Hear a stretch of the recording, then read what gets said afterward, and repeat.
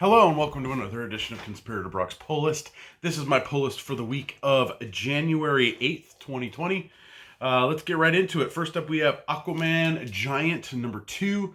I think I read the first one. I enjoyed it, but I'm going to keep going with the Giants because they're nice, big collections for $5. You get some reprints, so it's kind of a good exposure to a character if you don't know who that, if you haven't read about that character. Right now, they've been doing mainly Batman. Superman just came out last week. Aquaman, Flash, Wonder Woman. They have done a little oddball stuff like Villains, Ghosts, and Swamp Thing, so be on the lookout for those. But they're constantly pumping those things out, and I think they're a decent investment for at least exposing yourself to some comics about a certain type of character or a certain group of characters. Next up, we have Ascender number 8, Jeff Lemire and Dustin Nguyen's book that follows Descender. It's been really good. I've been enjoying it. We went from a sci-fi book to a kind of fantasy book that has some sci-fi elements to it. So I'm really curious to see where they take it. I've been happy with Descender, and Ascender hasn't disappointed. Next up is new creative team. I can't believe I'm actually saying this. New creative team on Batman 86. That is Tyrion the Fourth, and it looks like Tony Daniel is taking up writing duty or art duties right now for this first arc or going into it. I'm excited to see what Tyrion the Fourth has in store for Batman. Coming off the heels of Tom King, I feel is really big shoes to fill. Tom King's run on Batman was fantastic, probably one of the best runs of Batman out there. Yeah, I know, I said it. And so it's going to be hard to fill, but I feel good about Tyrion the Fourth and making at least a solid book for us to enjoy. And it's Batman. Everyone loves Batman. Next up, more Batman. Batman and the Outsiders number 9. I've been enjoying it. Brian Hill's done a great job with it. And the characters, I'm curious to see where this story takes us with Ra's al Ghul and all that stuff. But I really want to know where we go forward from here, because we kind of, the books kind of had something happen and they kind of meandered a little bit for a handful of issues. So I'm curious to see where we go. Next up is is a dollar comic, and that's The Brave and the Bold presents Batman Catwoman, Brave and the Bold number 197. This is from the 1953 series, 55 series.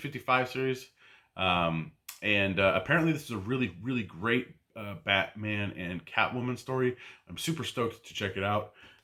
Again, a lot of those classic titles are being reprinted as dollar books or facsimile editions, and I think there's a really good opportunity for people to grab something that they may not have been able to read because it either price is out of their range or who knows. Just so you know, a regular version of that, if you can find one in near mint, it's about $25 probably. So yeah, so $1 seems perfectly fine, unless it's a book you really want to track down. And after reading it, I might want to track it down myself. Next up, we have Catwoman number 19. Joelle Jones has done a fantastic job writing for Catwoman. Her covers are amazing. She's not doing the art, which is kind of I wish she would do a little bit more. But Joelle Jones knocks it out of the park, at least writing-wise and with her art style. So Catwoman has been a solid book since it came out a few years ago. Next up, we have another Jeff Lemire book, and that's Gideon Falls, number 20. This book is horror. It's crazy. I don't know what's going on half the time, but it's awesome. In the Black Barn, and apparently they picked it up for a TV show or something. So we'll see about that. But definitely check out Gideon Falls if you like horror or any of that stuff. The first trade is out and available, and I believe the second one is too. So yeah, track it down, buy it, read it. Next up is Harley Quinn and Poison Ivy number 5 of 6. Looks like Batwoman comes into the mix. This has just kind of been a fun little Harley Ivy book, which is all I really want from one of these books. Again, if it wants to be serious, it takes the right writer, but Judy Hauser has done a great job with this little 6-issue mini. I can't wait to see what happens in issue 5 and then in issue 6. Next up, we have Hawkman number 20. Robert Vendetti's done a great job on this book. The art has suffered a little bit coming, especially considering it was Brian Hitch that was doing it initially. And with the stuff that's going on with Hawkman being infected with this Year of the Villain, infected, hell risen, all that stuff. Yeah, so we'll see where it goes, but I've really enjoyed what Venditti's done with Hawkman. I'm really curious to see what happens after Infected with the character, but yeah, really good stuff. Next up is Robert Kirkman's Oblivion Song, number 23. Yes, we're already on 23 of Oblivion Song. It seems so like long ago that this book came out. But really enjoying Oblivion Song. It's a really great read. If you haven't checked it out, do so. It's good. It's a solid book. Next up is a book that's not so solid, and that's Psylords number 8. I'm going to take this opportunity right now, and I'm going to check to see if this is the last issue. Because if it is, it's going to be amazing. So let's see what we got here. Come on. Yes, it looks like it's the final issue. Thank God. This has been probably one of the worst Valiant books I've read. I know, issue 8. Why am I still on issue 8? Because I'm a sucker and I like to finish things. So I'm going to read that and most likely purge that out. I'm done with Psylords. Next up is continuing the mythos of this universe, and again, Jody Hauser's no stranger to this universe, and she's done a great job writing in it. And that's Stranger Things Into the Fire 1 of 4. So we get some more stuff from the Stranger Things world. I've really liked it. I've been curious about the novel that they released for Stranger Things. I like really good franchises. I like it when they branch out into like comic books and keep kind of the mythos going and story going within those, as well as in novels and all that stuff. So we'll see. Next up is Supergirl number 38. Again, another character that's dealing with being infected by the Batman Who Laughs and all that stuff. So we're gonna see what happens with Kara there. But yeah, she's going to a dark place. And finally on my pull list is Young Justice number 12. Bendis has done a fantastic job with this group of characters. I can't wait to see what happens next with them. And I'm really excited to see an Amethyst book come back out. I really enjoyed Sword of Amethyst when they did the little mini in New 52. I thought it was really well done, and they're going to re-release it again. Amy Reeder's doing the art. Looks fantastic. If you like that stuff and you're curious, pre-order it with your local shop to make sure you get your copy. I did pick up some variants this week. The first one is for Batman 86. We got a Deathstroke taking out the trying to take out Batman on top of the Batmobile. We got Batman and the Outsiders number 9 variant there, because I'm a Batman and the Outsiders sucker. Catwoman number 19 had a awesome variant there. This one and the Batman one were the cardstock ones, so they were $1 more. But I'm starting to shy away from those. On books that I really enjoy, I pick them up if the art's really good. Like it's on auto pickup, but if the art's not good, then yeah, easily take off. But the rest of these are $4.99 ones, and I got all the covers for Harley, and Poison Ivy. So those ones fit together like that. This one looks a lot better than the previous one, which I talked about here, where that first issue, that art germ cover, it was so bad. Supergirl 38 had a nice variant as well. And so that's pretty much it. We did get some books in that we were shorted. We were short all our Joker Killer Smile variants for number 2. So I got the copy finally came in, so I got mine. And these next two books are books that basically we got shorted and I didn't get. And this one's from the Christmas release week, and that's Outcast 43. I really like Outcast. I think it's coming to a close pretty soon, so I'm super stoked to see where it goes. But it's a slow book. Definitely one that I think rereading it out down the road, only one sitting will be really, really good. Not to say it's bad now, but it's one of those books that I think leads to having more material at once is better.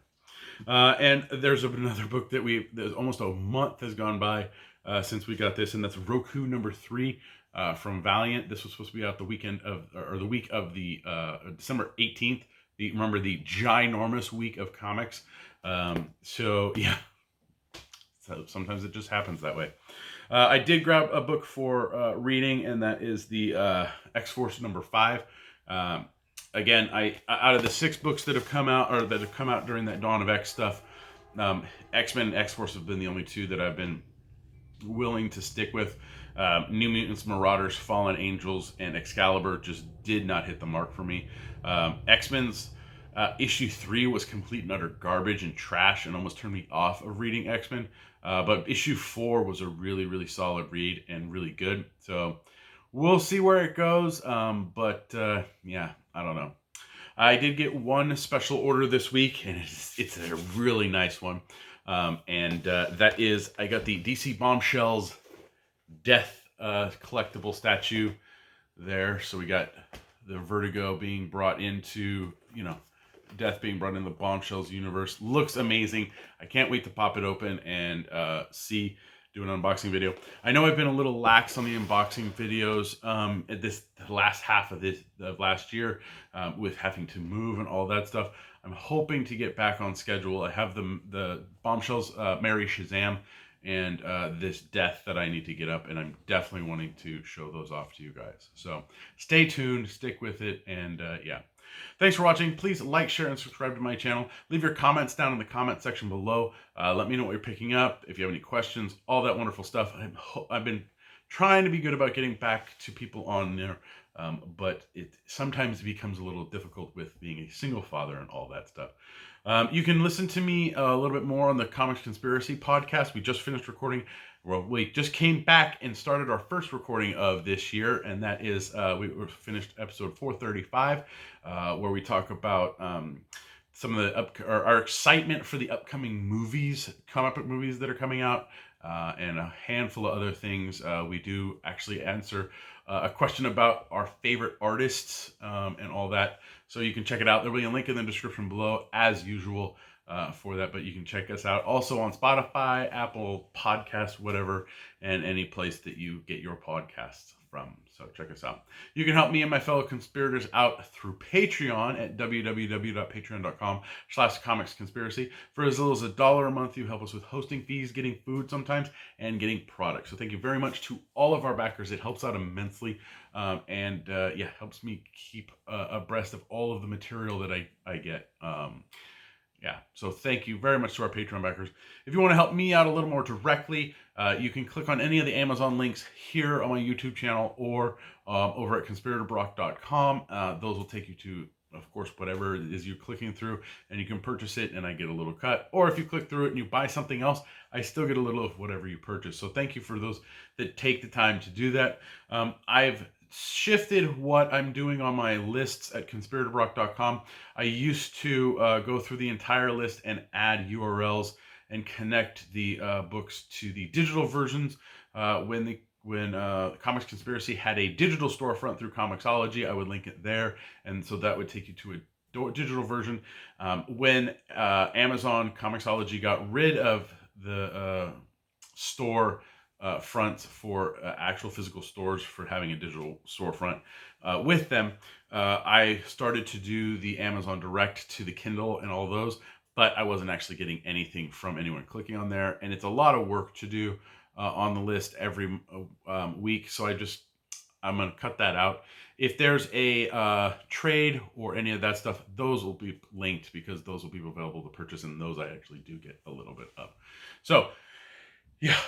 So, I don't know. Follow me on Twitter. My handle's @BrockSager. And I need to get this up for you guys to enjoy. And I got some stuff to read because I'm a little bit behind on my books, but I'm determined to get it done. See you next week.